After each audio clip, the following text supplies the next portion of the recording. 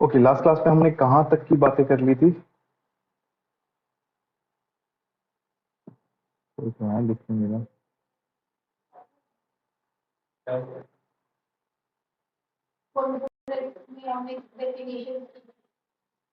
Okay, आगे बढ़ते हैं। हम जो भी किया था, वट एवर वी डन, आगे बढ़ते हैं। ठीक है।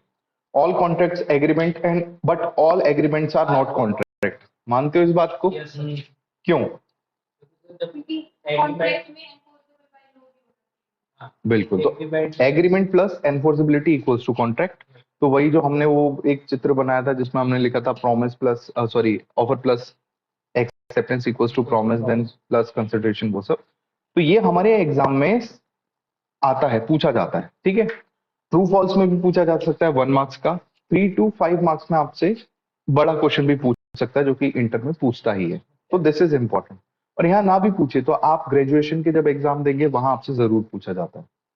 ठीक। चलिए बच्चों, अब कॉन्ट्रैक्ट और एग्रीमेंट में क्या डिफरेंस होता है ये आपको खुद पढ़ना है क्योंकि मैं बचा चुका हूं। यहां आते हैं टाइप्स ऑफ कॉन्ट्रैक्ट। हमने लास्ट क्लास में सिर्फ और सिर्फ असेंशियल्स टू द कॉन्ट्रैक्ट पढ़े थे। अब हम टाइप्स ऑफ कॉन्ट्रैक्ट पढ़ते हैं जिसमें सबसे पहला कॉन्ट्रैक्ट आता है हमारे पास एक्सप्रेस्ड कॉन्ट्रैक्ट्स। एक्सप्रेस्ड कॉन्ट्रैक्ट क्या होते हैं बच्चों? जो एक्सप्रेस किए जाते हैं। एक्सप्रेस का मतलब क्या होता है? तो पहला हम जो पढ़ रहे हैं बच्चों वो एक्सप्रेस्ड कॉन्ट्रैक्ट पढ़ रहे हैं। एक्सप्रेस्ड कॉन्ट्रैक्ट हमारा ओरल भी हो सकता है और रिटर्न भी हो सकता है। बट नॉर्मली याद रखिए, जब हमारे जैसे देश में आप काम कर रहे हैं, इंडिया में जब आप काम कर रहे हैं ना, तो आप रिटर्न पे ज्यादा भरोसा करते हैं क्योंकि यहाँ लोगों की बातों पे ज्यादा भरोसा नहीं किया जा सकता। लोग भरोसे वाले नहीं होते हैं यहाँ पे मोस्टली। ठीक है। तो ओरल कॉन्ट्रैक्ट मतलब क्या हुआ बच्चों कि आपने ओरली बता दिया कि भाई हम ये पर्टिकुलर ट्रांजैक्शन करेंगे जिसमें आप ये गुड्स देंगे या पैसे देंगे, ये बात क्लियर हो गई। सेम टू सेम चीज अगर वही जो आपने बात बोली है उसको आपने लिखित में ले लिया है तो that is called written contract. ठीक है, कोई दिक्कत नहीं है। तो एक्सप्रेस कॉन्ट्रैक्ट में आपको कभी अलग से पढ़ने की जरूरत नहीं है। लेकिन अगर मैं बात करूं implied contract, this is very much important. Implied contract कुछ ऐसे है बच्चों, ना ही तो कोई किसी से कुछ बोलेगा, ना ही कुछ लिखित में होगा, लेकिन हमारे जो एक्शंस होंगे वो एक्शंस इस तरीके से होंगे कि हम ऑटोमेटिकली कॉन्ट्रैक्ट में आ जाएंगे। ठीक है। फॉर एग्जाम्पल, बस में चढ़ना। आप बस में चढ़ो, थोड़ी देर बाद उतर जाओ और टिकट चेकर आ जाए आपके पास, टिकट ना हो, और आप बोलो कि भाई हमें तो नहीं पता था, हम तो ये देखने के लिए आए थे कि बस में बैठते हैं तो कैसा फील होता है, हम तो फील लेने के लिए आए थे, टिकट क्यों दें हम। तो बस में चढ़ने का मतलब क्या है कि आप बेटा ट्रांसपोर्टेशन सर्विस लेना चाह रहे हो, और ये इंप्लाइड है बस में बैठना, मतलब कि आप ट्रेवलिंग करना चाहते हो, है ना। ये फर्स्ट पॉइंट हो गया। अच्छा बच्चों, कभी कभी आपने सुना होगा कि कोई बंदा गलती से उस बस में चढ़ गया, वो एक स्टॉप आगे उतर रहा है, तो टेक्निकली लीगली उसे उस एक स्टॉप की जो भी फीस है वो पे करनी पड़ेगी। ये बात इग्नोरेंस उसकी गलती थी ना कि उसने सही बस का नंबर नहीं देखा या गलत बस में चढ़ा, लेकिन टेक्निकली वो ट्रांसपोर्टेशन सर्विस तो ले गया। अब गलती उसकी थी कि उसको वो चीज नहीं चाहिए थी। तो ऐसे केसेस जो होती हैं ये एम्प्लॉयड कॉन्ट्रैक्ट होता है।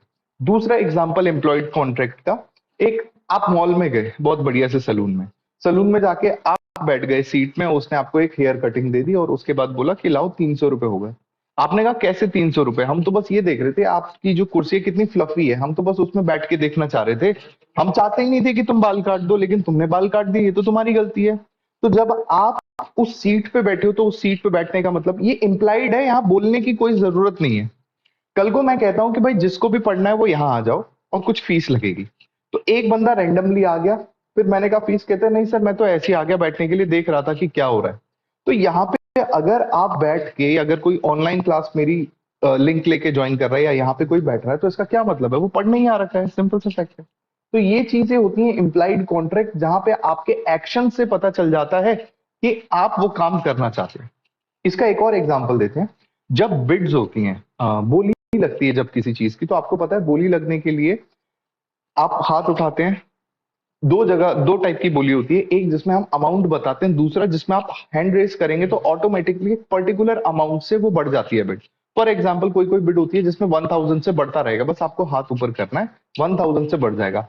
अब आपने हाथ ऊपर कर दिया ऐसे ही मजे मजे में, फिर किसी ने कहा आपने हाथ ऊपर किया था तो आपको मिल गया ये कॉन्ट्रैक्ट, तो आपको पेमेंट करनी पड़ेगी, और आपने कहा अरे हम तो अंगड़ाई ले रहे थे ऐसे, तो उसमें हाथ खड़ा हो गया, मानी जाएगी ये बात? नहीं, ये इम्प्लाइड है कि अगर आप बिड में बैठे हो, तो बिड में बैठने का मतलब क्या है कि आप परचेज करने के लिए ही वहां पे बैठे हुए। क्लियर हुई? इम्प्लाइड कॉन्ट्रैक्ट समझ आ गया? ऑनलाइन क्लास में जो बच्चे हैं उन्हें इम्प्लाइड कॉन्ट्रैक्ट समझ आ गया?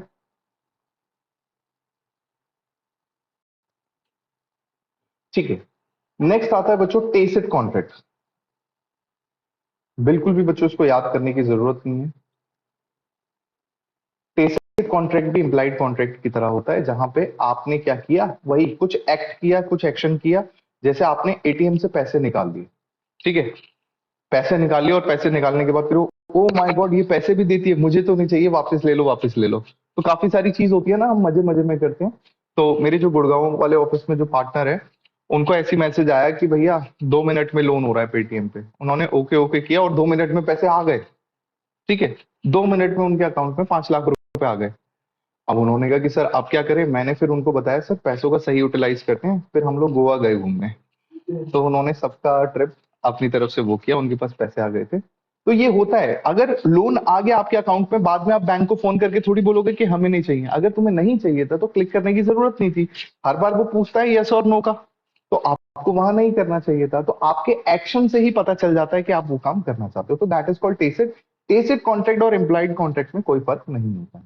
नेक्स्ट आता है काजी कॉन्ट्रैक्ट। काजी कॉन्ट्रैक्ट बहुत इंपॉर्टेंट है बच्चों। काजी कॉन्ट्रैक्ट, काजी कॉन्ट्रैक्ट का मतलब होता है, आपको पता है किसी भी कॉन्ट्रैक्ट को असेंशियल्स की जरूरत है। अगर असेंशियल्स ही नहीं होंगे किसी कॉन्ट्रैक्ट में तो वो कॉन्ट्रैक्ट नहीं बन सकता। तो असेंशियल अगर एब्सेंट है तो क्या कॉन्ट्रैक्ट बन सकता है? Answer is no. जैसे मैं कुछ एक दो असेंशियल्स की बात करता हूं। दो पार्टी है, आपको पता है बच्चों क्या चीज होना जरूरी है? Proper offer and acceptance. अगर प्रॉपर ऑफर एंड एक्सेप्टेंस नहीं है तो क्या कॉन्ट्रैक्ट हो सकता है? नहीं हो सकता। नेक्स्ट चीज है बच्चों कंसिडरेशन। अगर कंसिडरेशन ना हो तो क्या कॉन्ट्रैक्ट हो सकता है? Answer is no. आपको पता है एग्रीमेंट बनने के लिए कंसिडरेशन की जरूरत है। थर्ड, जिसमें हमने कहा है मेजोरिटी, कैपेसिटी ऑफ पार्टी नहीं है। कैपेसिटी ऑफ पार्टी, कोई पार्टी है जिसके पास कैपेसिटी नहीं है, लाइक माइनर ही है, तो क्या वो कॉन्ट्रैक्ट कर सकता है? आपने सुना है कि माइनर बेनिफिट के लिए कर सकता है, क्या वो अपने एक्सपेंसेस के लिए भी कर सकता है? तो आंसर इज नो। लेकिन बच्चों आपको ना लॉ कहता है कि चलो ठीक है, ये सारी बातें ठीक है, असेंशियल्स ऑफ कॉन्ट्रैक्ट होने चाहिए, बट हम इसकी एक एक्सेप्शन डाल देते हैं कि कभी कभी दो लोगों के बीच में ऐसी परिस्थितियां हो जाएंगी, ऐसी सिचुएशन हो जाएगी जहां एक बंदे अपना वॉलंटरीली कुछ काम कर देगा, जिसकी वजह से वो चाहे तो वॉलंटरीली कुछ पैसा ले सकता है सामने वाली पार्टी से, या उनके बीच में बिना किसी नेसेसिटी या असेंशियल्स की अवेलेबिलिटी के बिना कुछ ऐसा हो गया हो कि जिसमें उनका कॉन्ट्रैक्ट बन जाएगा। तो वहां एक पार्टी बोल सकती है कि हमारे बीच में तो कॉन्ट्रैक्ट हो ही नहीं रहा, क्यों? क्योंकि असेंशियल्स एब्सेंट है। तो ऐसे केसेस में जहां असेंशियल्स एब्सेंट हो, अगर असेंशियल्स टू द कॉन्ट्रैक्ट क्या हो जाए बच्चों? एब्सेंट। बट लॉ बोले कि भैया स्टिल हम तो इसे कॉन्ट्रैक्ट मानते हैं। तो नॉर्मल कॉन्ट्रैक्ट कौन से होते हैं? जिसमें असेंशियल्स ऑफ कॉन्ट्रैक्ट प्रेजेंट है। लेकिन काजी कॉन्ट्रैक्ट कौन से होते हैं? जिसमें एक या एक से ज्यादा essentials of the contract absent होते हैं। इवन एब्सेंट है बट स्टिल आप क्या बोलोगे कि ये तो प्रॉपर कॉन्ट्रैक्ट है। अब इसके मैं आपको कुछ एग्जांपल्स देता हूं।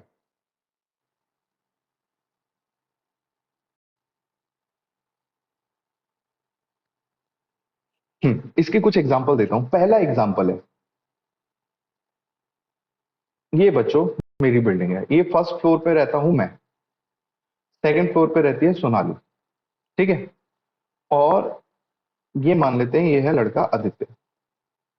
आदित्य से सोनाली ने फोन करके कहा पिज्जा हट में लाओ पिज्जा ले आओ, या पिज्जा हट नहीं था, आदित्य की खुद की पिज्जा की दुकान है मान लेते हैं। आदित्य गया पिज्जा लेके यहां तक पहुंचा ही था। अब इसको समझ नहीं आता कि सोनाली ने फ्लोर तो लिखा नहीं था, तो पिज्जा कहाँ देना है। तो ये सोनाली को फोन करने के लिए चला गया, लेकिन नेटवर्क नहीं आ रहे थे। तो इसने क्या किया, जस्ट मेरी बालकनी में, जो फ्रंट बालकनी है मेरे गेट के पास, वहां पे इसने अपना पिज्जा रख दिया और सोनाली को कॉल करने के लिए चला गया। मैंने जैसे ही गेट खोला मैंने कहा अरे पिज्जा रखा है, लगता है स्वयं भगवान रख के गए हैं। मैंने गेट खोला, पिज्जा खा गया मैं, और इतने में जैसे ही आदित्य आता, आदित्य कहता है सर यहाँ पिज्जा रखा था। मैंने कहा हाँ भाई बहुत टेस्टी था। तो उसने कहा सर आपने पिज्जा खा लिया, वो तो ऊपर जो मैडम रहती है उनके लिए था पिज्जा। तो मैंने कहा सॉरी भाई, उसके लिए दूसरा पिज्जा लिया। तो आदित्य ने कहा ठीक है सर आपने पिज्जा खा लिया तो अब आप मुझे पैसे दो पिज्जा के। सही बात है ना, देने पड़ेंगे। लेकिन मैं बोलता हूँ कि आदित्य देख ऐसा है, कॉन्ट्रैक्ट एक्ट तो मैंने पढ़ा भी है और मैं पढ़ाता भी हूँ। यहाँ असेंशियल्स टू द कॉन्ट्रैक्ट है ही नहीं, ना ही हमारा कोई ऑफर, ना ही कोई एक्सेप्टेंस, ना ही कोई कंसिडरेशन सेट हुई है। तो मैं काहे के पैसे दूं, हमारे बीच में कॉन्ट्रैक्ट ही नहीं हुआ। लेकिन आदित्य कहता है सर आपने पढ़ी होगी ठीक है, मैंने भी एक बहुत बड़े टीचर से पढ़ी है लॉ। हमारे बीच में असेंशियल्स टू द कॉन्ट्रैक्ट नहीं है, लेकिन आपने मेरा एक राइट यूज किया है, उस राइट के अगेंस्ट शायद मैं किसी से पैसे लेता, आपने मेरा राइट खराब किया है। अगर कोई व्यक्ति कभी किसी के राइट खराब करता है या किसी को एक्स्ट्रा राइट देता है तो उसके अगेंस्ट उसको कंपनसेशन बनता है। अब आपने अनइंटेंशनली इंटेंशनली जैसे भी मेरा एक राइट तो खराब कर दिया ना, अब उस राइट के अगेंस्ट पेमेंट कौन करेगा? और ये टेक्निकली आप सब भी जानते हो कि भाई उस पिज्जा बॉय को पैसे मिलने चाहिए। यही तो लॉ है, जो एकदम लॉजिकल आपको लगे ना, लॉ हमेशा लॉजिक्स पे बेस्ड है कि देना पड़ेगा। तो यहाँ पे आपको पता है एसेंशियल्स अवेलेबल नहीं है, बट स्टिल मेरे को पैसे देने पड़ेंगे। मैं नहीं दूंगा, ये मेरी कंप्लेंट करेगा। वैसे ऐसा होता नहीं है कि हम कंप्लेंट करें या फिर कोर्ट में जाए, लेकिन कोर्ट खुद कहेगा कि भैया जब तुमने उसका गुड यूज किया या उसके गुड्स को कंज्यूम किया है तो आपको पेमेंट तो करनी पड़ेगी। क्लियर बात हो गई? क्या हमारे बीच में कोई असेंशियल्स थे अवेलेबल? नहीं थे। अब दूसरा बहुत इंपॉर्टेंट बच्चों, क्योंकि ये केस लॉ, सीएमए इंटर में तो आपको केस लॉ मिलेगा, फाउंडेशन में हो सकता है कि शायद आपसे ना पूछे, लेकिन कॉन्सेप्ट बहुत ध्यान से समझना। आपको पता है ना बच्चों की कंसिडरेशन होना जरूरी है। अगर कंसिडरेशन ही नहीं होती तो क्या कॉन्ट्रैक्ट हो सकता है? नहीं हो सकता। सिमिलरली एक और पार्टी की कैपेसिटी ऑफ द पर्सन ना हो तो भी कॉन्ट्रैक्ट नहीं हो सकता। अब देखो बच्चों, दो लोग हैं, पहला है बच्चा माइनर जो कि कॉन्ट्रैक्ट नहीं कर सकता, दूसरा है अनसाउंड माइंड, दोनों ही कॉन्ट्रैक्ट नहीं कर सकते। सही बात है। लेकिन एक केस होता है बच्चों, ये मैं हूं, मैंने, चाहे बच्चे या एक्स वाई जेड कोई भी पर्सन है, उसने किसी बच्चे को सप्लाई ऑफ नेसेसिटी दिया है। क्या? Supply of necessity. आप पहले ये देखेंगे कि सप्लाई ऑफ नेसेसिटी क्या होता है। किसी को भी जीवन जीने के लिए जो बेसिक चीजों की जरूरत होती है, जिसमें आता है रोटी, कपड़ा, मकान, स्वास्थ्य और शिक्षा। ठीक है? तो होम मतलब shelter, food and education, health, ये सारी चीजों में से कुछ भी आपने दिया है उसे लगातार। तो मान लेते हैं कि ये बच्चा मेरे पास आया, तब ये बच्चा था 17 साल का। तो मेरे पास तो ये प्रैक्टिकल केस है, मेरे पास 16 साल का एक लड़का किसी गांव से आया था। तो मैंने उसे 3 साल अपने पास रखा, आज वो सीएमए बन के कहीं अच्छी जगह जॉब कर रहा है। तो वो गांव से अप डाउन करता था। खैर मेरे को तो याद ही नहीं आया कि मैं भी ये क्लॉज लगा सकता था। तो वो मेरे ही पास आके रहा, मेरे ही ऑफिस में रहा, उसके कुछ खर्चे मैंने बियर करे। तो इस टाइम पे तो वो माइनर है, लेकिन जब वो मेजर हो जाता ना बच्चों, तो क्योंकि मैंने उसे सप्लाई ऑफ नेसेसिटी किया उसकी एजुकेशन, खाने पीने और रहने पे, तो मैं इससे बोल सकता हूँ कि मेजर हो गया ना, तो ला बेटा अब मुझे पैसे दे दे। तो ये माइनर कहेगा कि सर पहली बात, तब तो मैं माइनर था, तब कॉन्ट्रैक्ट, तब माइनर था, तो वो तो कॉन्ट्रैक्ट माना नहीं जाएगा। दूसरा, उस टाइम पे आपने ऐसा कुछ कहा नहीं था कि आप फ्यूचर में मेरे से पैसे लोगे। तो मैं कहूंगा कि बेटा, लॉ में लिखा है कि अगर सप्लाई ऑफ नेसेसिटी किसी ऐसे व्यक्ति को की जाए विच इज इनकैपेसिटी, जिसकी कैपेसिटी नहीं है कॉन्ट्रैक्ट करने की, तो जब सही समय आएगा, जब वो व्यक्ति साउंड माइंड अनसाउंड से साउंड हो जाएगा या माइनर से मेजर हो जाएगा और उसके पास इतनी प्रॉपर्टी या पैसा एड ऑन हो जाए कि वो पे कर सकता हो, तो ऐसे केसेस में उसको पे करना पड़ेगा। इवन हमारे बीच में कोई ऐसा एग्रीमेंट नहीं था, कोई कंसिडरेशन की बात नहीं थी, बट सप्लाई ऑफ नेसेसिटी का ये केस है। तो ऐसे केसेस को हम क्या बोलते हैं, ये भी काजी कॉन्ट्रैक्ट में आता है, और ये केस आपको 2-3 बार पढ़ना पड़ेगा। की जगह अगर कोई अनसाउंड माइंड पर्सन होता तो उसको पैसे देने पड़ते जब वो साउंड माइंड होता। मी की जगह मतलब इधर ये पिज्जा वाले में अगर अनसाउंड माइंड खा लेता, तो डिपेंड करता है कि अनसाउंड माइंड। देखो बच्चों, जहां पे आपको भी पता है, जब आप छोटे छोटे बच्चे थे, कहीं किसी का नुकसान करते थे तो तुम पे करते थे? कौन करता था? तुम्हारे पेरेंट्स करते थे ना। तो देखा जाएगा वहां पे कौन गार्जियन है, तो गार्जियन को देखा जाएगा। लेकिन उसका राइट तो खराब हुआ है ना, उसको तो पैसे दिए जाएंगे, और ऐसे केसेस में कौन? पेरेंट्स ही तो पैसे देते हैं। ठीक है? तो ये होता है बच्चों काजी कॉन्ट्रैक्ट। डिटेल में हम अभी आगे और पढ़ेंगे इसको। चलिए, काजी कॉन्ट्रैक्ट की आपको फिर से, जहां पे essentials to the contract absent होता है, उसको हम बोलते हैं कि स्टिल वो एक प्रॉपर कॉन्ट्रैक्ट है, तो उसे क्वासी कॉन्ट्रैक्ट बोला जाता है। नेक्स्ट आते हैं बच्चों ई कॉन्ट्रैक्ट। ई कॉन्ट्रैक्ट होता है इलेक्ट्रॉनिक कॉन्ट्रैक्ट। आपने अपना एग्जाम फॉर्म भर लिया, क्या है? ई कॉन्ट्रैक्ट है। इलेक्ट्रॉनिकली आपने बोला है कि सर ये रही फीस, हम आ रहे हैं एग्जाम देने, बस आप एकदम फूल वूल लगा के एकदम तैयारी में रहो, हम कभी भी आ सकते हैं एग्जाम देने। तो अब फूल मालाएं लेके वो तुम्हारा स्वागत करे ना करे, लेकिन तुम एग्जाम देने जाओगे। और एक इलेक्ट्रॉनिक कॉन्ट्रैक्ट किया, जब तुमने सीएमए का रजिस्ट्रेशन किया, तो फिजिकली आई डोंट थिंक कोई भी लोधी रोड गया होगा या कोलकाता गया होगा, सबने इलेक्ट्रॉनिकली किया है, ठीक है। उसको बोलते हैं ई कॉन्ट्रैक्ट, जो कि इलेक्ट्रॉनिकली होते हैं। तो इसमें भी बच्चों मोस्टली ये चीजें होती है ईमेल के थ्रू, ठीक है। ईमेल के थ्रू होती है। जब भी आप ऑनलाइन कर रहे हो कोई भी काम, तो ई कॉन्ट्रैक्ट ही हो रहा है। Next, on the basis of validity, सबसे पहला आता है वैलिड कॉन्ट्रैक्ट। सबसे सिंपल है, जहां पे सारे के सारे एसेंशियल्स अवेलेबल है, वो वैलिड कॉन्ट्रैक्ट है। दूसरा आता है वॉइड कॉन्ट्रैक्ट। वॉइड कॉन्ट्रैक्ट मैंने लास्ट क्लास में भी आपको बताया था। वॉइड कॉन्ट्रैक्ट क्या होते हैं? जो एक टाइम तक कैसे रहते हैं, एक टाइम तक वैलिड होते हैं, और उसके बाद कुछ भी ऐसा हो जाए जिसकी वजह से उसकी वैलिडिटी सीज हो जाए, खत्म हो जाए, तो उसको हम बोलते हैं वॉइड कॉन्ट्रैक्ट।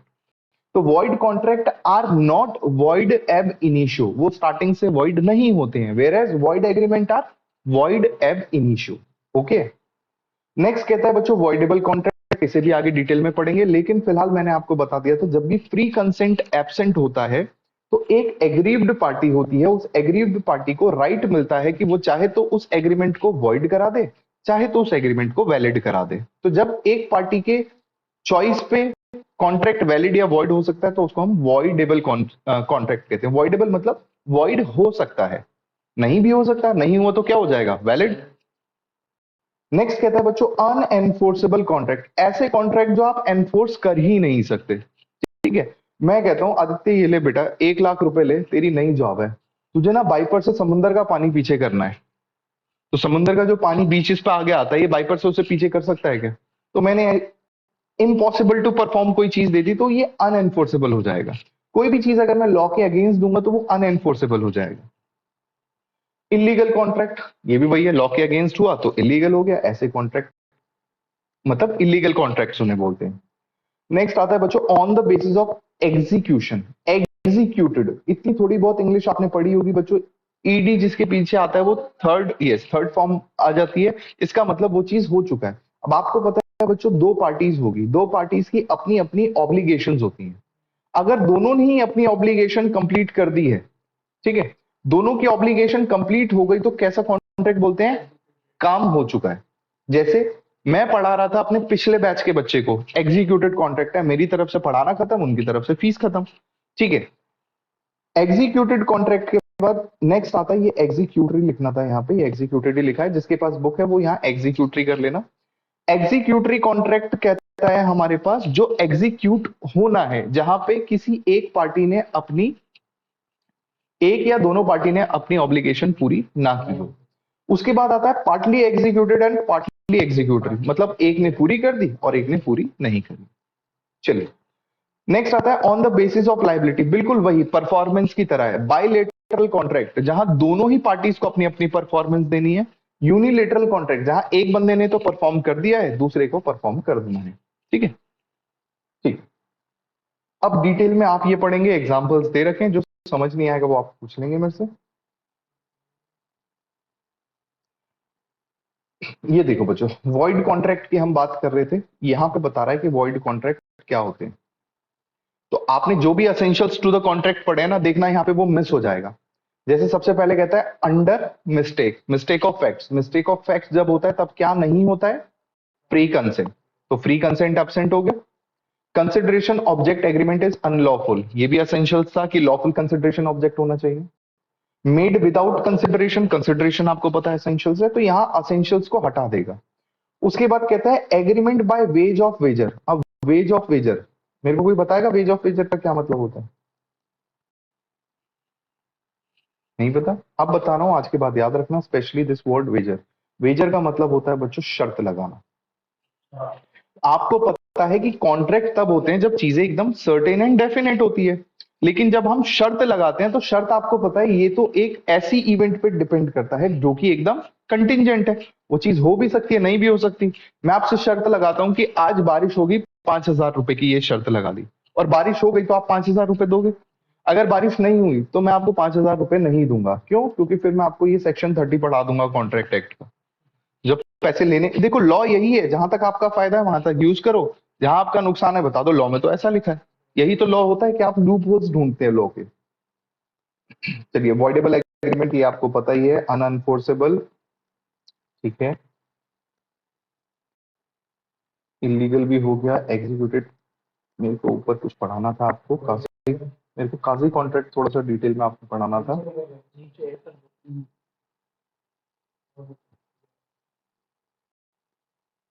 ये है बच्चों काजी कॉन्ट्रैक्ट। तो काजी कॉन्ट्रैक्ट क्या होता है?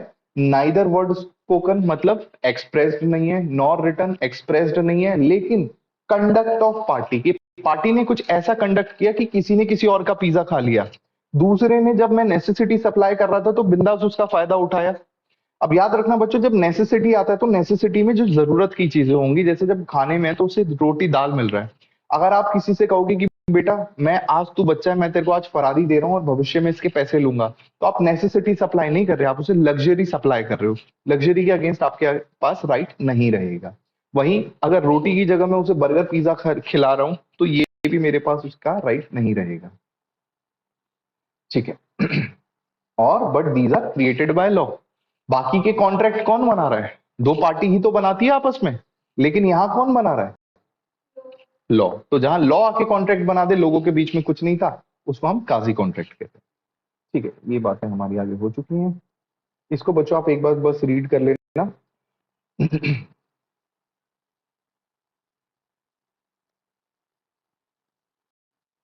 चलिए, अब हमने जो असेंशियल्स टू द कॉन्ट्रैक्ट पढ़ा था उसको डिटेल में पढ़ेंगे। आज जितने भी असेंशियल्स टू द कॉन्ट्रैक्ट है वो डिटेल में करके हम सिर्फ उतना ही करेंगे।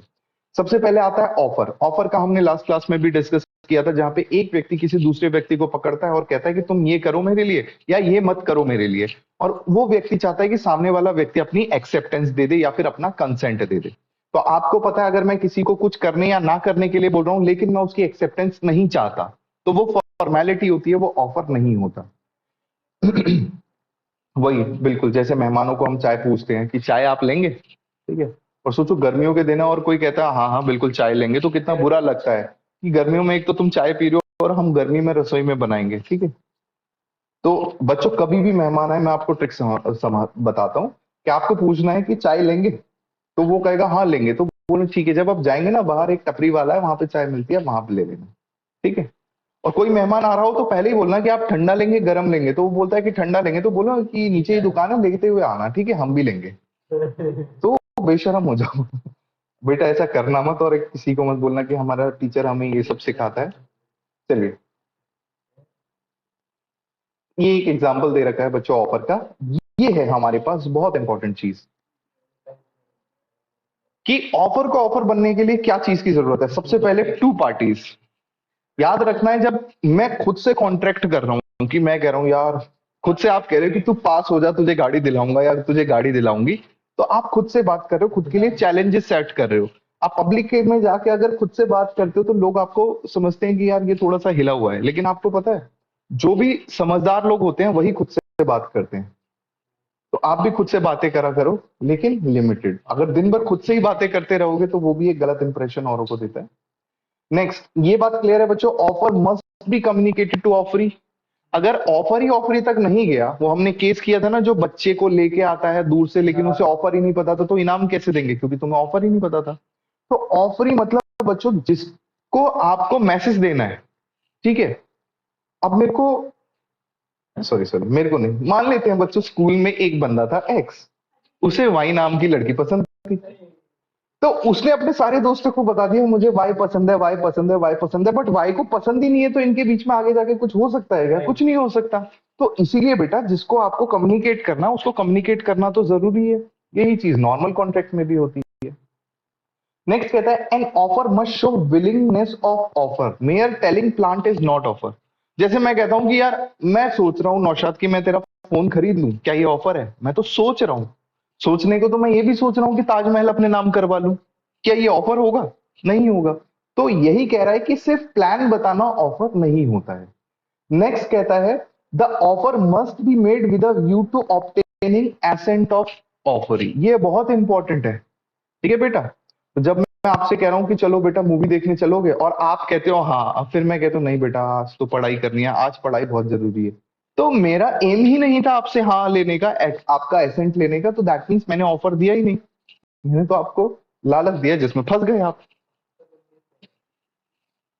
ठीक है, नेक्स्ट कहता है statement made jokingly does not amounts to an offer. आपने ऐसी मजाक मजाक में किसी से, कभी कभी हम कह देते हैं मजाक मजाक में, सामने वाली पार्टी उसको सच ले लेती है, ठीक है, तो जो मजाक में करा जाता है वो ऑफर नहीं होता है। लेकिन कभी कभी ये बच्चों बड़ी दिक्कत है, जैसे मेरे जैसे बंदे के साथ ना, मैं बहुत ज्यादा मजाक करने वाला बंदा हूँ, बट दिक्कत ये होती है कि जहां मैं कुछ सीरियसली बोलता हूँ लोग उसे मजाक में ले जाते हैं, और जो बातें मैंने मजाक में बोली होती है लोग उसको सीरियसली ले जाते हैं, जिसके मुझे बहुत सारे कंसिक्वेंसेस झेलने पड़ते हैं। और अक्सर ऐसा मेरे और मेरी वाइफ के बीच में होता है कि जो बात मैं उसे सीरियसली बोलता हूँ वो सोचती है मजाक कर रहा है, और जो मैंने उसे मजाक में बात बोली होती है वो 3 महीने बाद बोली उस दिन तुमने ऐसा बोला था, तो मैं तो मजाक कर रहा था उस दिन। हाँ मैं मजाक ही तो हूँ तुम्हारे लिए। तो भैया आप फीमेल से नहीं जीत सकते, तो आप अगर ठीक हो तो आपको बोलना है सॉरी, अगर आप गलत हो तो आपको बोलना है सॉरी, आगे से नहीं होगा। ठीक है, तो दोनों केसेस में आप फीमेल्स के साथ लड़ रहे हैं, यही मैं तुम्हें बता रहा हूँ। हाँ वो वहां भी सारी फीमेल्स है, तो याद रखना फीमेल्स आर ऑलवेज राइट, ठीक है, मेन आर ऑलवेज रॉन्ग, ठीक है। चलिए 6 पॉइंट कहता है द ऑफर में इन्वॉल्व पॉजिटिव एक्ट और abstinence by the offeree. Positive act तो समझ रहे हो कुछ करने के लिए, एब्सटिनेंस मतलब कुछ ना करने के लिए। इस शब्द को याद रखना बच्चों, एब्सटिनेंस मतलब कुछ ना करने के लिए बोलना, ठीक है। फॉर एग्जाम्पल यहाँ पे मान लेते हैं एक कॉमन पार्किंग है और हम सब लोग यहीं रहते हैं, हमारी कॉमन पार्किंग है, तो मेरे पास 2 गाड़ी है, नौशाद के पास गाड़ी नहीं है, तो मैंने नौशाद से कहा कि अगर तुम्हारी गाड़ी आती भी है ना तो तुम बाहर खड़ी कर लेना, तुम्हारे पार्किंग चार्जेस मैं पे कर दूंगा। तो मैं इसको एब्सटिनेंस अपनी पार्किंग में पार्क ना करने के लिए बोल रहा हूं, ठीक है। तो ये एब्सटिनेंस हो गया कि तुम गाड़ी यहां मत पार्क करना अपनी, तो मेरे से पैसे ले लेना। तो किसी को ना करने के लिए भी हम बोल सकते हैं। जैसे पुरानी मूवीज में आपने देखा होगा बच्चों, जो हीरोइन के फादर होते थे वो कहते थे ये लो मेरी बेटी से दूर रहना और ये लो ब्लैंक चेक, ठीक है। और हीरो इतना पागल होता था वो ब्लैंक चेक के लिए मना कर देता था। अरे भाई तू ब्लैंक चेक ले ले और ब्लैंक चेक में अमाउंट लेके अपने अकाउंट में भी डाल ले और बाद में हीरोइन से शादी भी कर ले। बच्चों उसने कॉन्ट्रैक्ट एक्ट नहीं पढ़ा। कॉन्ट्रैक्ट एक्ट में लिखा है कि किसी को शादी से रेस्ट्रेन करना एक अनएनफोर्सेबल चीज है, कोई आपको शादी से रोक नहीं सकता है, ठीक है। बट याद रखना एक दो चीजें ऐसी है, देखो आपको पता है अभी ये थोड़ा सा ऊपर का मैटर है, जैसे आपने सुना होगा सेम सेक्स रिलेशनशिप, आदमी आदमी के साथ, तो हमारे इंडिया में सेम सेक्स रिलेशनशिप को अप्रूव कर दिया है, पर सेम सेक्स मैरिज को अभी तक अप्रूव नहीं किया है। तो नॉर्मली लिखा है कि ऑपोजिट सेक्स वाले शादी करते हैं, मतलब मेल फीमेल शादी करते हैं। तो Hindu marriage act, Muslim marriage act, इन सब में यही लिखा है कि शादी लीगली तब है जब औरत आदमी से करेगा। सो दैट मीन्स अगर आदमी आदमी या औरत औरत शादी कर रहा है तो वो क्या है, तो अगर कोई उनके अगेंस्ट कंप्लेंट करे, ऐसी शादियां इंडिया में हो रही हैं, अगर उनके अगेंस्ट कोई कंप्लेंट करे तो वो लोग जेल जा सकते हैं, ठीक है। तो ये देखो कि कितना, अभी भी सुप्रीम कोर्ट ने अपना एक बेंच बना रखा है जिसमें 5 रिटायर्ड जज इस बात के डिस्कशन में लगे हैं कि हमें लीगल करनी चाहिए वो सेम सेक्स मैरिज या नहीं करनी चाहिए। तो अभी उनका जो क्रक्स निकल के आया, जो लास्ट रिपोर्ट मैंने पढ़ी थी अप्रैल में वो रिपोर्ट आई थी, तो वहां उन्होंने कहा है कि शादी ना सोसाइटी को और परिवार को या अपना जो भी हमारा खानदान है, जो भी हमारा कल्चर है उसको आगे बढ़ाने का है, बट सेम सेक्स मैरिज में ये चीज पॉसिबल नहीं है। बट उसके भी आज के साइंटिफिक बहुत सारे तरीके हैं जिससे पेरेंट्स बना जा सकता है, तो हर एक चीज का सॉल्यूशन है। तो सुप्रीम कोर्ट अभी भी सोचो, सुप्रीम कोर्ट में बच्चों 30-30 साल जिन जजेस ने काम किया उनका नॉलेज लॉ को समझने का कितना तगड़ा होगा, बट अभी भी 6 महीने लग चुके हैं और वो इस डिसीजन पे नहीं आए हैं कि इस मैरिज को लीगलाइज करें या नहीं करें, ठीक है। तो याद रखना बच्चों कि आदमी आदमी प्यार कर सकता है इंडिया में, लेकिन आदमी आदमी शादी करेगा तो शायद दिक्कतें हो सकती हैं। अरे हंसना नहीं है, देखो ये क्या है ना, देखो ये चीजें मैंने तुम्हारे लेवल से बड़ी बनाई है, तुम उस पे हंसो कोई बात नहीं है, लेकिन तुम उसके अंदर जो लॉ है ना उसको भी थोड़ा सा समझो कि क्या चीज हो सकता है क्या नहीं हो सकता। बीइंग अ लॉ स्टूडेंट, मजे जब लेने हो तो क्लास के बाहर वो ले लेना, कोई बात नहीं। चलिए बच्चों नेक्स्ट हम पढ़ते हैं लीगल रूल्स। लीगल रूल्स भी बहुत इंपॉर्टेंट है क्योंकि लीगल रूल्स पे based case law CMA inter में आते ही आते हैं। नहीं आएंगे तो कहीं ना कहीं कभी ना कभी आप इससे रिलेटेड केस लॉ जरूर पढ़ोगे। Offer must be communicated to offeree, बच्चों वही वाला है जिसका बच्चा कहीं चला गया था, वही वाला इसमें एग्जाम्पल है। और सर्वेंट ले आया था बिना उसके, फिर रिवॉर्ड मांगता है तो उसको रिवॉर्ड नहीं दी गई, क्यों? क्योंकि ऑफर कम्युनिकेट ही नहीं हुआ था। नेक्स्ट कहता है offer must be certain definite and not वेग एम्बिगुअस एंड यहां अनसर्टेन है। अच्छा ठीक है, मस्ट नॉट वेग, ना ही तो वेग होना चाहिए, ना ही एम्बिगुअस होना चाहिए, ना ही अनसर्टेन होना चाहिए। ठीक है, अब जैसे मैंने किसी से कह दिया कि भाई ये लो 1000 रुपए, वो वाला जो तारा दिख रहा है ना आपको, वो तारा वो तोड़ के लाना है तुम्हें। वो कहता ठीक है सर, हो जाएगा, मेरे तो काम ही तारे तोड़ने का है। ठीक है, ऐसा होता है कि तारे कोई तोड़ के लाता है? तो पॉसिबल ही नहीं है। अगर मैं नॉर्मली बोलूं तो जैसे ये कहता है कि बच्चों a offer be 100 tons of oil, the offer uncertain nothing what kind of oil. Oil तो 50 तरीकों के होते हैं, आप कौन से ऑयल की बात कर रहे हैं, है ना? तो इसीलिए सर्टेनिटी और स्पेसिफिक चीजों का होना बहुत जरूरी है एक प्रॉपर ऑफर के लिए। नेक्स्ट कहता है offer must be capable of creating legal relationship. ठीक है, आप किसी को ऑफर कर रहे हो लेकिन आप लीगल रिलेशनशिप बनाना नहीं चाहते, तो वो ऑफर तो हुआ लेकिन वो कॉन्ट्रैक्ट एक्ट वाला ऑफर नहीं है। कॉन्ट्रैक्ट एक्ट वाला ऑफर तभी है जब आप लीगल रिलेशनशिप बनाना चाहते हो कि सर आप हमें पढ़ाओगे, हम आपको फीस देंगे। बिल्कुल सही बात है, हम फीस ना दे हमें कोर्ट में ले जाना, और आप नहीं पढ़ाओगे तो आपको हम कोर्ट में ले जाएंगे। वो अलग बात है, बोथ केसेस में कोई भी कोर्ट नहीं जाने वाला क्योंकि इतना टाइम किसी के पास नहीं है। ठीक है, और सारे बच्चे फीस दे ही देंगे और मैं पढ़ा ही दूंगा, ऐसा मैं मानता हूँ। लेकिन अगर ऐसा नहीं हुआ और मैंने बोल दिया कि देखो बेटा अगर मैं ना पढ़ा पाऊं ना तो आप मेरे अगेंस्ट कोई लीगल एक्शन मत लेना, तो दैट मीन्स मैं यहाँ पे एनफोर्सेबिलिटी ऑफ लॉ वाले आइटम को हटा रहा हूं, तो मेरा जो ऑफर है वो कॉन्ट्रैक्ट एक्ट के हिसाब से ऑफर माना ही नहीं जाएगा। नेक्स्ट बच्चों कहता है ऑफर एक्सप्रेस भी हो सकता है, इंप्लाइड भी हो सकता है, ये बात हमने देखी है। ओरल भी हो सकता है, रिटर्न भी हो सकता है। नेक्स्ट कहता है कम्युनिकेशन कंप्लीट होना चाहिए ऑफर का। ऑफर का कम्युनिकेशन कब कंप्लीट होगा? जब वो ऑफरी के पास पहुंच जाएगा। काउंटर ऑफर, ये है बच्चों नई बात। काउंटर ऑफर का मतलब होता है कि मैंने आपको एक ऑफर दिया था, आपने मेरे ऑफर को ही एडजस्ट करके एक नया ऑफर उसमें नई कंडीशन लगा के दे दिया। ये लो बच्चों, ये है ए और बी। ए ने कहा कि भाई मेरे पास 10,000 रुपीज का फोन रखा है, आप मुझसे मेरा फोन परचेज कर लो। बी ने कहा नहीं भाई, तू ऐसा कर कि मैं ना तेरे को 11,000 रुपए दे रहा हूं, फोन भी दे दे और अपना घर भी दे दे। फोन के साथ साथ घर भी मांग लिया उसने। ठीक है, अब चलो ये पता है आपको कि थोड़ा सा इम्प्रैक्टिकल हो गया, लेकिन मेरे ऑफर को तो खत्म कर दिया ना उसने, और मेरे ऑफर के अगेंस्ट काउंटर ऑफर प्रेस किया है। सो दैट मीन्स पहले ऑफरर कौन था? मैं। ये कौन था? ऑफरी। पर काउंटर ऑफर हुआ तो ये बन गया ऑफरर और मैं बन गया ऑफरी। हमारी जो सिचुएशंस थी वो चेंज हो गई। ओके, इसको बोलते हैं बच्चों काउंटर ऑफर। तो जब काउंटर ऑफर होता है ना, जो पहला जो ऑफर था वो क्या हो जाता है? वो हो जाता है लैप्स, वो खत्म हो जाता है और नया ऑफर आता है। तो यही काउंटर ऑफर आप आगे भी पढ़ोगे जब आप पढ़ोगे लैप्स ऑफ ऑफर। तो जब काउंटर ऑफर हुआ तो पहला जो ऑफर था वो लैप्स हो गया। क्लियर है बात? चलिए, काउंटर ऑफर के बाद नेक्स्ट जो चीज आती है बच्चों उसको हम बोलते हैं क्रॉस ऑफर। अब ये क्रॉस ऑफर क्या होता है? ए और बी। ए कहता है कि भाई 1,000 रुपए में, क्या 10,000 रुपए में मेरे से मेरा फोन ले ले। बी कहता है नहीं नहीं नहीं, ऐसा करो मुझे अपना फोन दे दो 10,000 रुपए में। दोनों एक ही बात कह रहे हैं, बट दोनों इग्नोरेंस की वजह से एक दूसरे की बातें सुनते नहीं है ठीक से, और उसके बाद ड्यू टू इग्नोरेंस ये क्या करते हैं बच्चों? एक दूसरे के ऑफर को प्रॉपरली समझते ही नहीं है और सेम ऑफर को एक दूसरे को देते रहते हैं। ठीक है, अब ऐसा हुआ था बच्चों कि एक बंदा साइकिल चला रहा था, उसकी साइकिल पंचर हो जाती है, तो वो बिल्कुल जैसे साइकिल पे बैठ के टायर को नहीं देखते, साइकिल के नीचे बैठ के टायर को देखते हैं, तो इतने में एक व्यक्ति सामने से गुजरा, तो उसने बोला क्या हुआ भाई साहब, टायर पंचर हो गया? तो ये कहता है अरे नहीं नहीं भाई साहब, एक्चुअली टायर पंचर हो गया है। तो ये कहता अच्छा अच्छा, मुझे लगा कि टायर पंचर हो गया। ठीक है, तो हुआ क्या? सेम बात है, शायद एक ने दूसरे की बात सुनी नहीं, इग्नोरेंस की वजह से, किसी भी वजह से प्रॉपर कम्युनिकेशन नहीं हुआ और सेम बात ही दोनों ने 3 बार कर दी। यही होता है। ये कहता है, आदित्य कह रहा है कि आशना मेरे से फोन खरीद लो 10,000 में। आशना कह रही है नहीं नहीं नहीं, मैं तो तेरा फोन 10,000 में लूंगी। कहता है नहीं नहीं, मैं तो 10,000 में ही अपना फोन। ये इसी बात पे लड़े जा रहे हैं, तो ये कभी जो ऑफर है ये कभी एक्सेप्टेंस मिलेगी नहीं। तो इसको बोलते हैं हम क्रॉस ऑफर। सेम चीजें बार बार सामने से आई जा रही है। क्रॉस ऑफर और काउंटर ऑफर में डिफरेंस समझ आ गया आपको? क्रॉस ऑफर क्या होता है?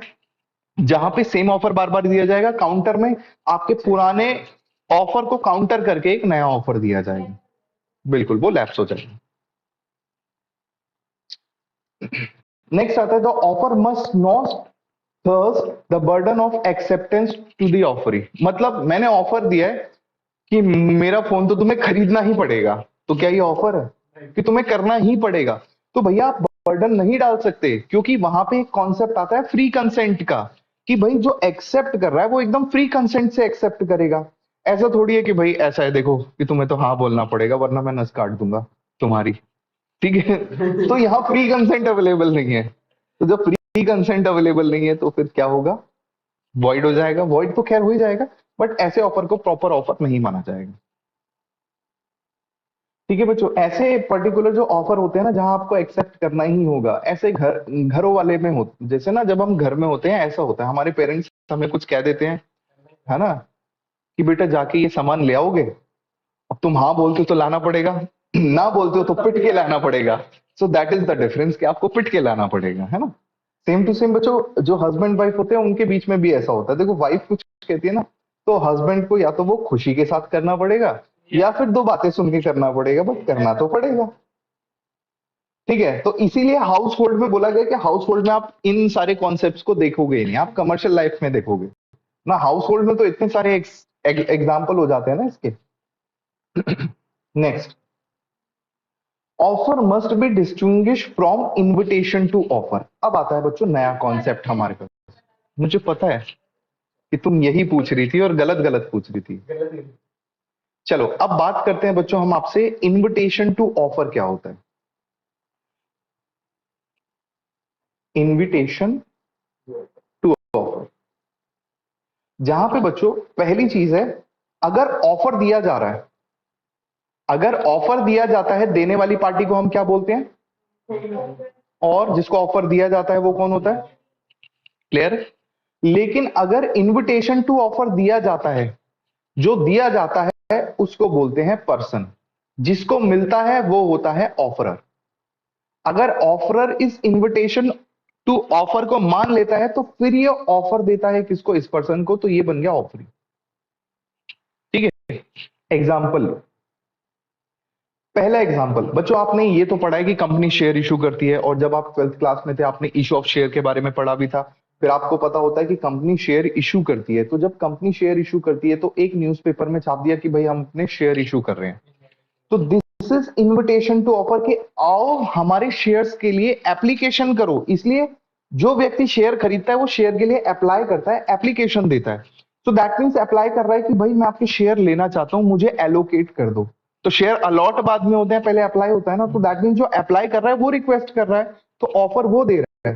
तो ऐसा हुआ, मैंने शेयर्स के लिए अप्लाई किया, और क्योंकि ओवर सब्सक्राइब था, मोस्टली जितने भी आईपीओ होते हैं वो सब ओवर सब्सक्राइब्ड होते हैं। आईपीओ मतलब आप ये समझो, जब शेयर कंपनी नई नई इशू होती करती है तो ओवर सब्सक्राइब हो जाता है, जिसकी वजह से बहुत सारी शेयर एप्लीकेशन को रिजेक्ट करना पड़ता है।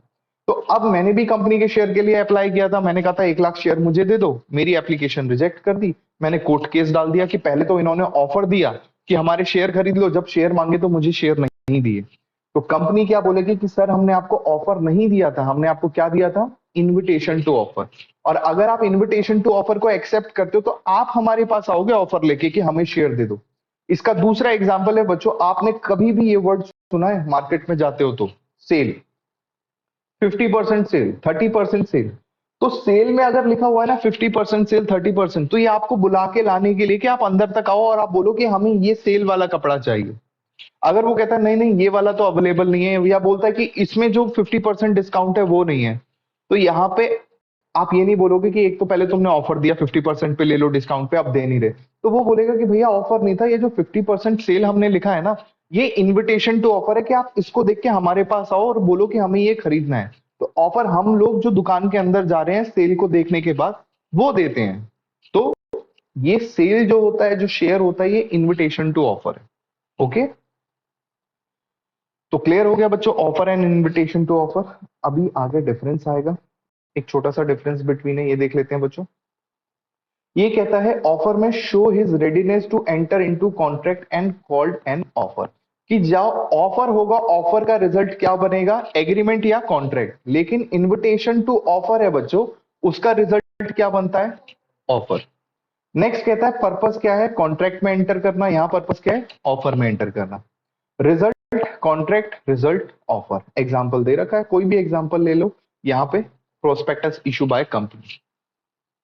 चलिए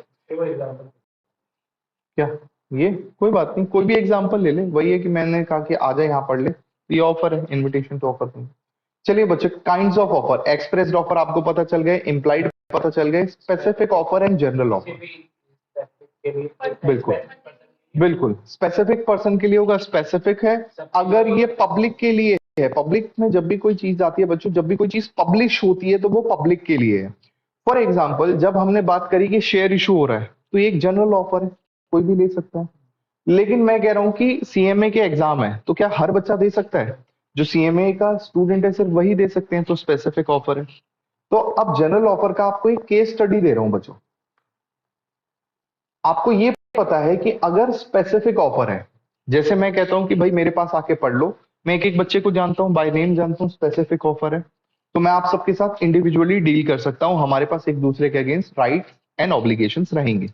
लेकिन अगर मेरा जनरल ऑफर है, ये एक केस है बच्चों, ये केस है एक कंपनी का, ये कंपनी बनाती है कफ सिरप, ठीक है। इन्होंने एक ऐड डाली, ऐड कहां डाली, न्यूज़पेपर में, न्यूज़पेपर में डाली है, दैट मींस पब्लिश करा है, पब्लिश करा है तो पब्लिक डॉक्यूमेंट या पब्लिक इन्फो है, पब्लिक इन्फो में है तो दैट मींस जनरल ऑफर है, कोई भी जाके ले सकता है। यहाँ पे इन्होंने लिखा कि भैया हमारा कफ सिरप यूज करो और खांसी से छुट्टी पाओ सिर्फ 2 दिनों में, 2 डेज, एंड जो भी इनकी खुराक थी, जो भी डोजेस थी, वो डोसेज लेके 2 दिन में खांसी ठीक होगी और आप एकदम सही हो जाएंगे। तो ये एक लेडी थी, इन लेडी ने भी इस कफ सिरप को लिया, 2 दिन में खांसी तो ठीक नहीं हुई, लेकिन 2 दिन के 2 महीने बाद इसकी जो तबीयत थी वो बहुत ज्यादा डाउन हो गई। तबीयत डाउन होने की वजह से इसके मेडिकल एक्सपेंसेस बहुत सारे बढ़ गए। पर जब ये इसकी तबीयत ठीक हुई, ये गई कोर्ट में, कोर्ट में गई, कोर्ट में जाके कंप्लेंट करी कि इन्होंने जब ऑफर किया था तो ऑफर में बोला था कि 2 दिन में हम ठीक कर देंगे आपको, लेकिन मैं ठीक तो हुई नहीं, ये इनका कफ सिरप लेके मेरी तबीयत और खराब हो गई, और उस तबीयत खराब होने के चक्कर में मेरे मेडिकल एक्सपेंसेस हो गए।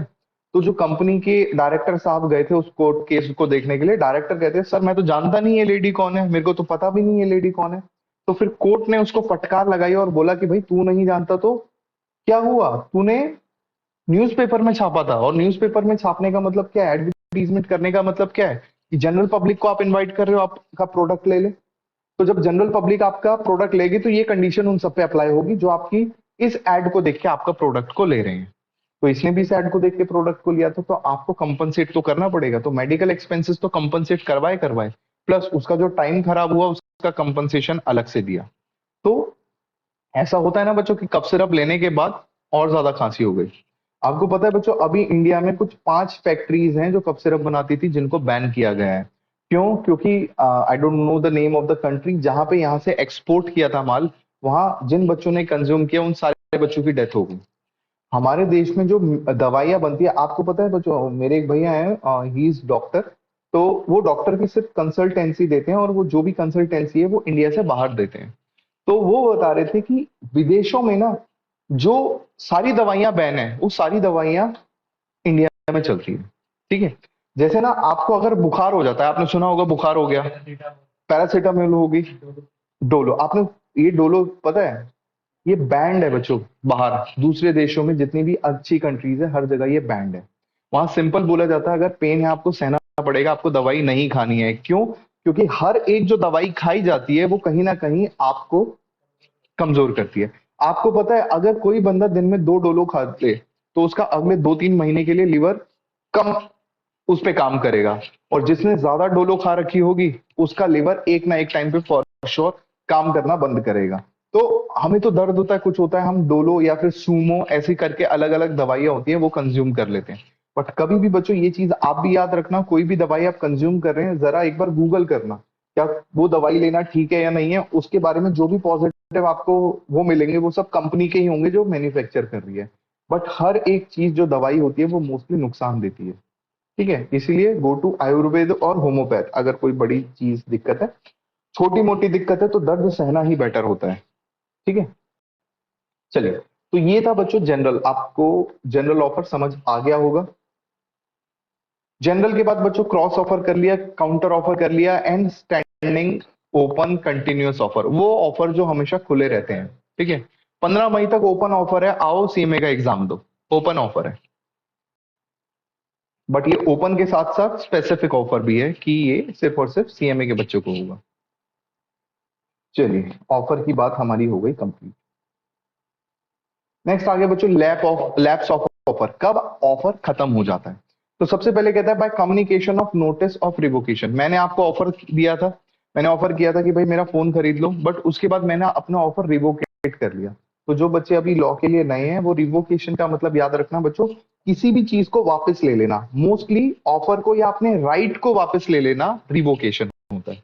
तो जब हम रिवोकेट करते हैं, मतलब मैंने आपको ऑफर दिया था कि मेरा 10,000 में फोन खरीद लो, बाद में मैंने कहा ऐसा है कि वो फोन मैं अब नहीं बेच रहा हूं, तो दैट मीन्स मैंने अपना ऑफर रिवोकेट कर दिया। नेक्स्ट हो गया बच्चों लैप्स ऑफ टाइम। मैंने कहा था कि नौशाद तेरे लिए ना मैं आम ला रखा हूँ, नॉर्मली मैं ये आम 50 रुपए किलो बेचता हूँ, तेरे को मैं 20 रुपए किलो बेचूंगा, 20 किलो आम पड़े हैं, लेगा? इसने कहा हाँ लूंगा। लेकिन 2 साल हो गए, इसका कोई मैसेज नहीं आया। फिर 2 साल बाद कहता कि भाई वो जो आम थे वो लेने आ रहा हूं मैं। तो आपको क्या लगता है कि 2 साल तक मैंने वेट किया होगा?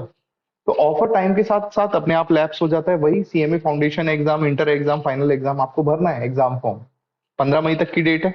नहीं भर पाए तो ऑफर लैप्स हो गया। 16 मई को कोई जाएगा इंस्टीट्यूट के पास कि ये पोर्टल के दरवाजे हमारे लिए खोल दो एक दिन के लिए, क्या खोलेगा इंस्टीट्यूट? नहीं खोलेगा। नेक्स्ट कहता है बच्चों by failure to accept the condition of president. Offer में आपसे जो कंडीशंस बोली गई है आप उन्हीं को एक्सेप्ट नहीं कर रहे हैं, तो आप ऑफर लैप्स हो जाएगा।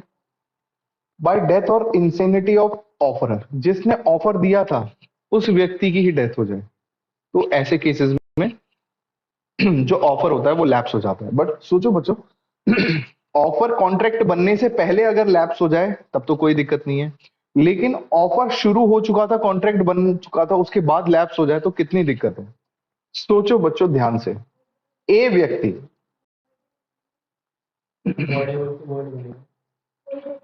ध्यान से सुनो, ये एक व्यक्ति है और ये है बी बैंक।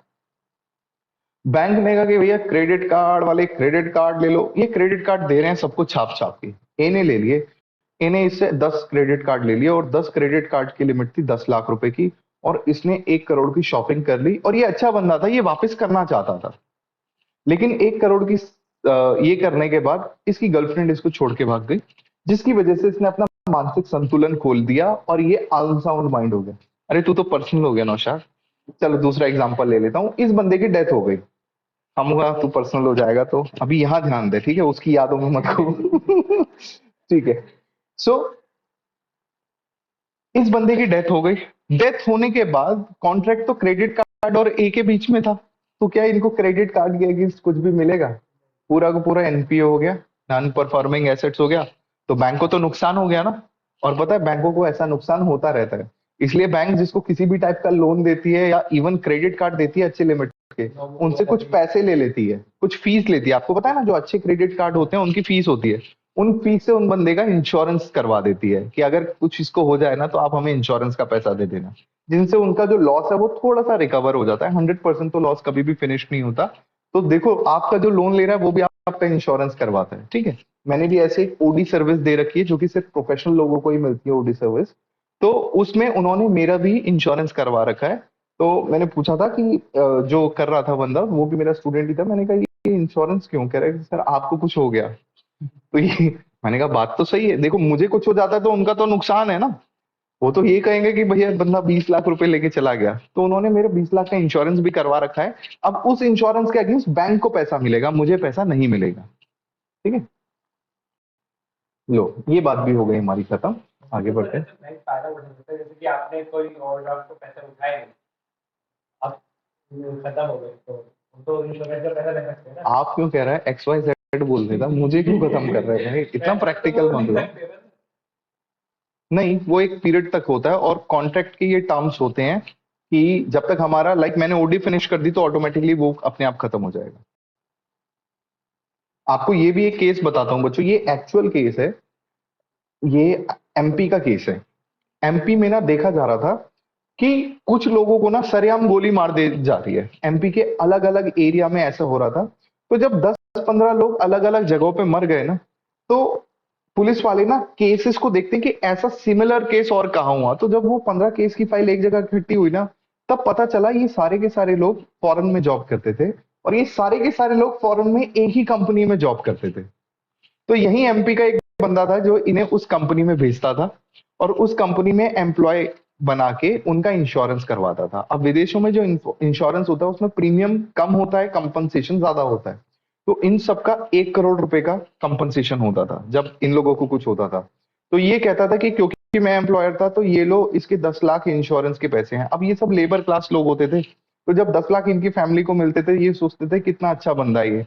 और यही बंदा था जो उनका इंश्योरेंस करवा के वापस इंडिया में बुला के उन्हें मरवा देता था, और 90 लाख खुद खा जाता था उनके। फिर इस बंदे को देखा, मतलब पकड़ा गया, दबोचा गया। तो देख रहे हो कि कितना ज्यादा चीजों का मिस यूज भी हो सकता है अगर कोई गलत बंदा के हाथ में आ जाए तो। ठीक है, कल को कोई बोले ना कि मैं तुम्हारा इंश्योरेंस करवाना चाहता हूं, तो बेटा ऐसे लोगों के बीच में बिल्कुल मत जाना। सावधान रहें, सतर्क रहें, जुर्म को दे मुंह तोड़ जवाब। चलिए ठीक है, नेक्स्ट आ गया काउंटर ऑफर। तो काउंटर ऑफर आपको पता ही है बच्चों कि एक ऑफर के बदले में नया ऑफर दे दिया गया। नेक्स्ट कहता है by not accepting the offer. अरे भाई अगर ऑफर ही एक्सेप्ट नहीं किया तो ऑफर तो अपने आप लैप्स हो गया। रिजेक्शन ऑफ ऑफर, मुझे मजा ही नहीं आया तुम्हारा ऑफर सुन के, तो रिजेक्शन कर दिया मैंने। नेक्स्ट हो गया चेंज इन लॉ, कि लॉ में ऐसा चेंज आ गया भाई। ऑफर वाली बात, लाइक अल्कोहल से रिलेटेड बिहार का केस ले लो। तो बिहार में एक डेट थी जब तक अल्कोहल अलाउड थी, उस दिन हमने कहा था कि भाई ऑफर मैं आपको दे रहा हूँ कि तुम्हें माल बेचूंगा सस्ते में, तुम आगे बेचना, और उसके बाद वो लॉ आ गया तो ऑफर अपने आप लैप्स हो गया।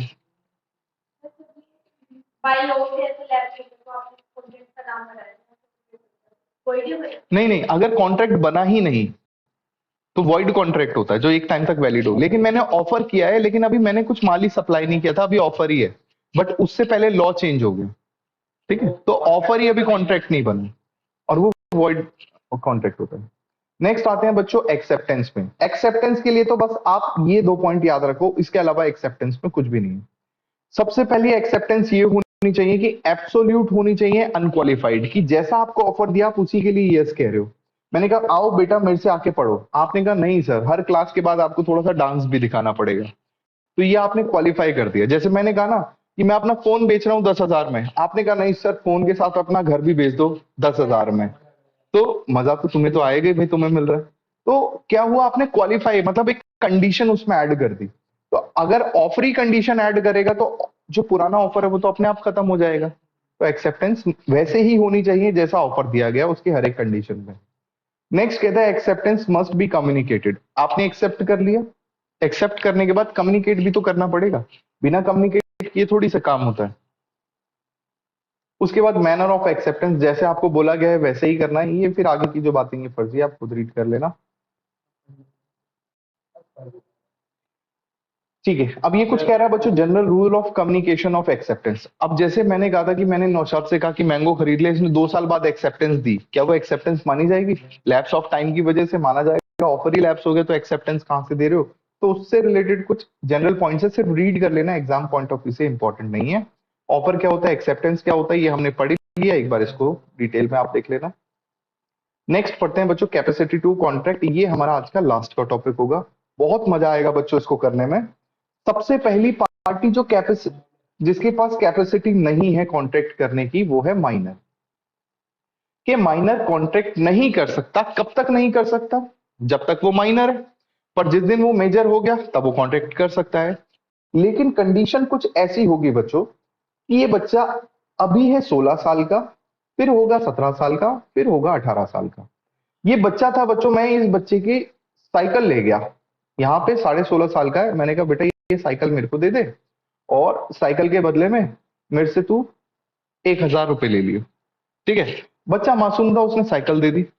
साइकिल देने के बाद जब वो मेजर एज का हुआ तो ये मेरे पास आया कि सर आपने साइकिल ली थी उसके 1,000 रुपए। मैंने कहा कैसे बेटा, तब तो तू माइनर था, जब तू माइनर था तब तू माइनर होके किसी कॉन्ट्रैक्ट में एग्री कर ही नहीं सकता। ठीक है, या उल्टा हुआ हो, बच्चे ने 1,000 रुपए दे दिए हो और साइकिल ना दी हो, अब ये 2 साल बाद कहता है लाओ साइकिल दे दो, तो ये कहेगा भाई at the time of contract में क्या था, माइनर। तो आपको यही देखना है कि at the time of contract उसकी पोजीशन क्या है, माइनर है या मेजर है।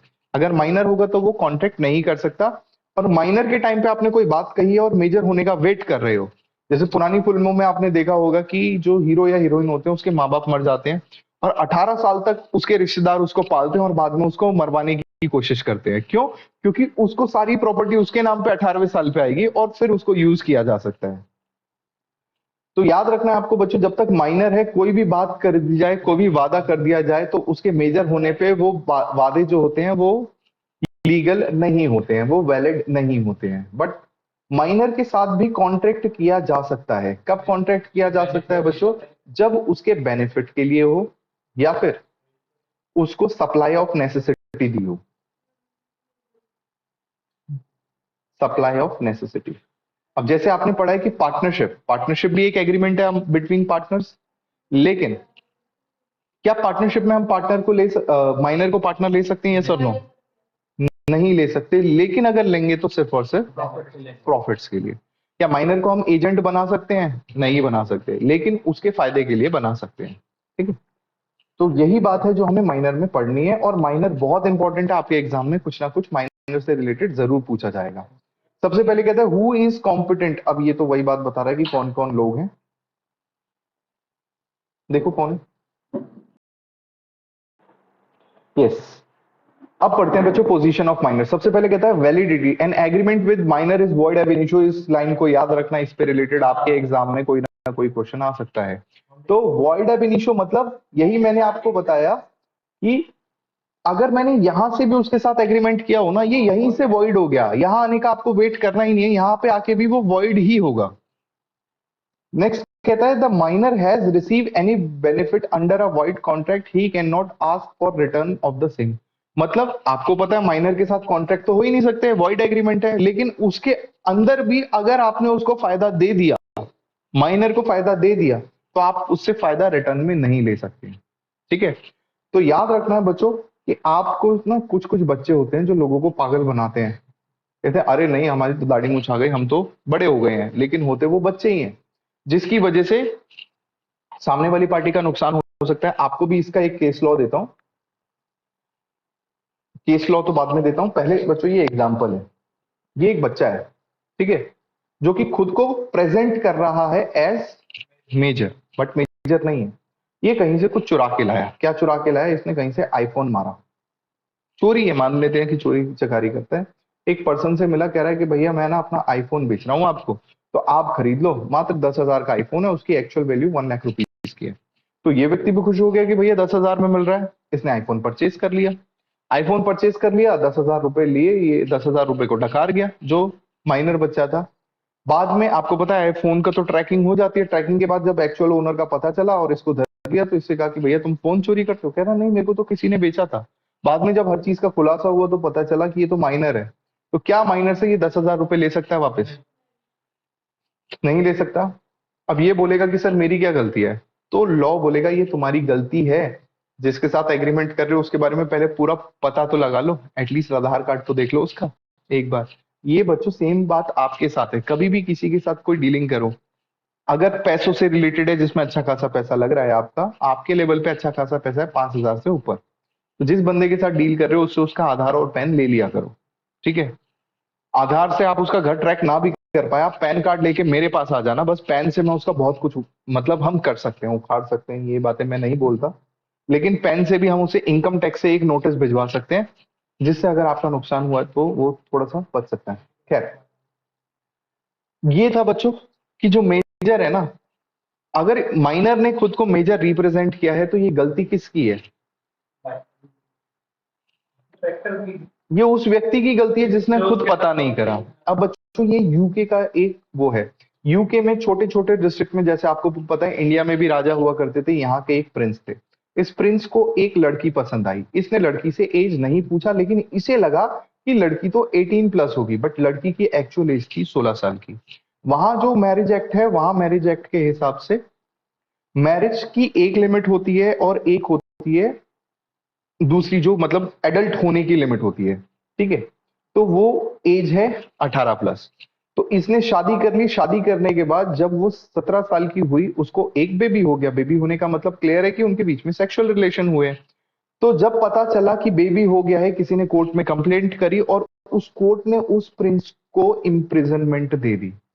अब इम्प्रिजनमेंट हुई तो पूछा गया कि तुमने क्यों इस बच्ची से शादी करी और क्यों 18 साल से पहले इसको आपने मदर बना दिया, जो कि मतलब सेक्सुअल रिलेशन रखे, जो कि अलाउड ही नहीं थे। तो इसने बोला कि सर मुझे लगा कि वो 18 साल से बड़ी है। अब तुझे लगा तो तू अब ये भी मान ले कि जेल भी अच्छी जगह है और एंजॉय कर। तो आप देख रहे हो बच्चों कि अगर आपको कुछ लगता है ना तो ये आपकी प्रॉब्लम है, ये सामने वाले की प्रॉब्लम थोड़ी है।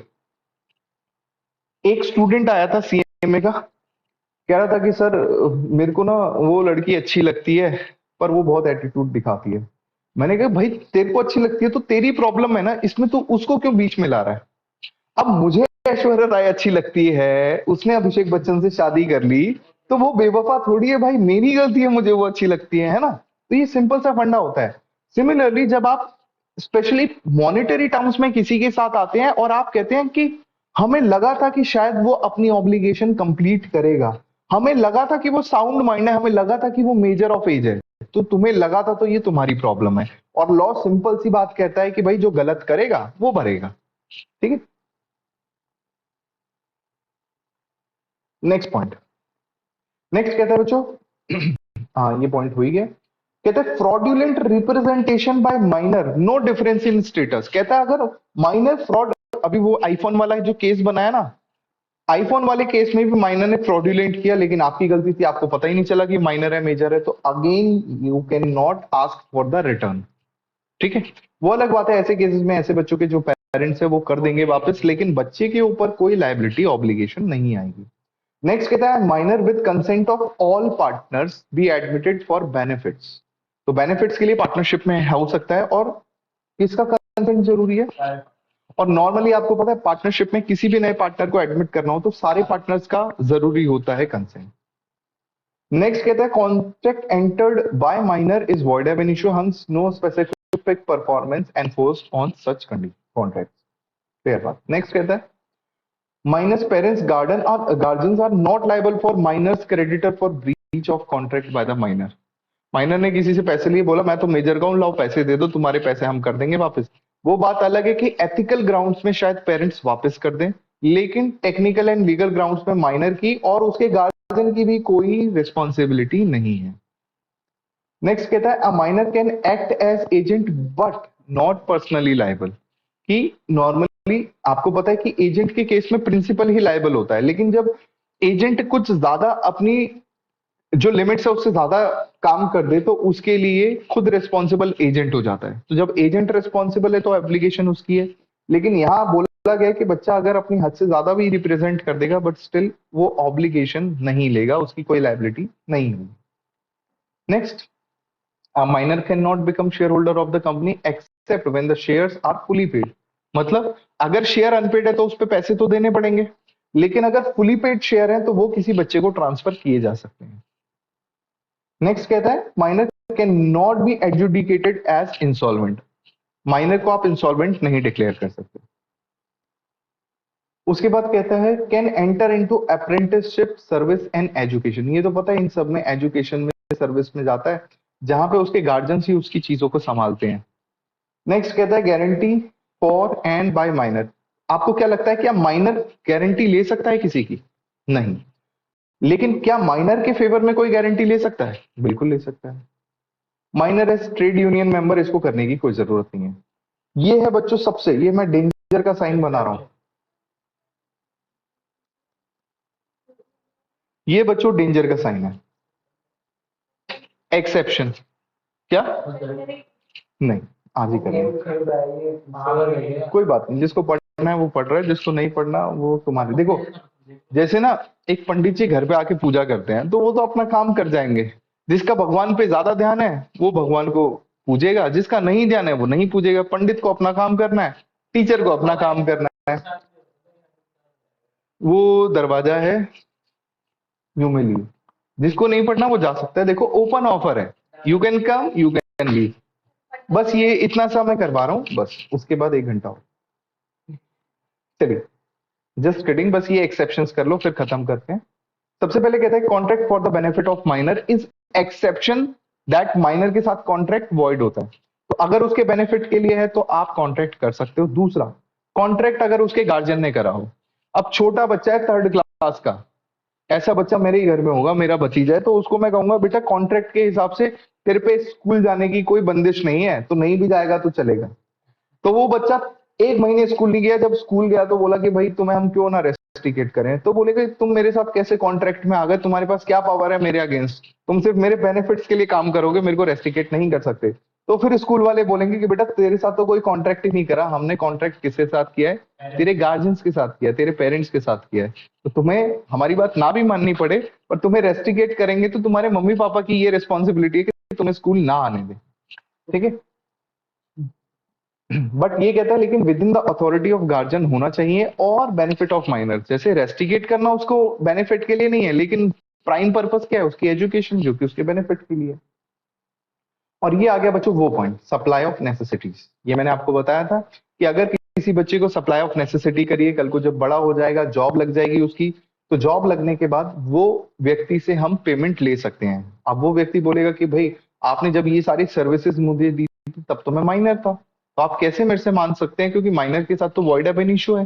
तो हम कहेंगे माना भाई वॉइड एब इनिशियो, और तब हमारा कोई कॉन्ट्रैक्ट नहीं था, लेकिन लॉ इतना आपको पावर दे रहा है कि कोई नेसेसिटीज आपको जरूरत के समय पे सप्लाई कर रहा है, तो सही समय आने पे आप उसको कंपनसेट जरूर करेंगे। यही जो सप्लाई ऑफ नेसेसिटी वाली बात है बच्चों, वो अनसाउंड माइंड बंदे के साथ भी होगी। अनसाउंड माइंड में एक आता है ल्यूनेटिक, एक आता है इडियट, एक आता है ड्रंकन एंड एक इंटॉक्सिकेटेड। ल्यूनेटिक एंड इडियट हम मानते हैं कि ये बंदा हमेशा रहता है, लेकिन ड्रंकन एंड इंटॉक्सिकेटेड पार्शियली होता है, ठीक है।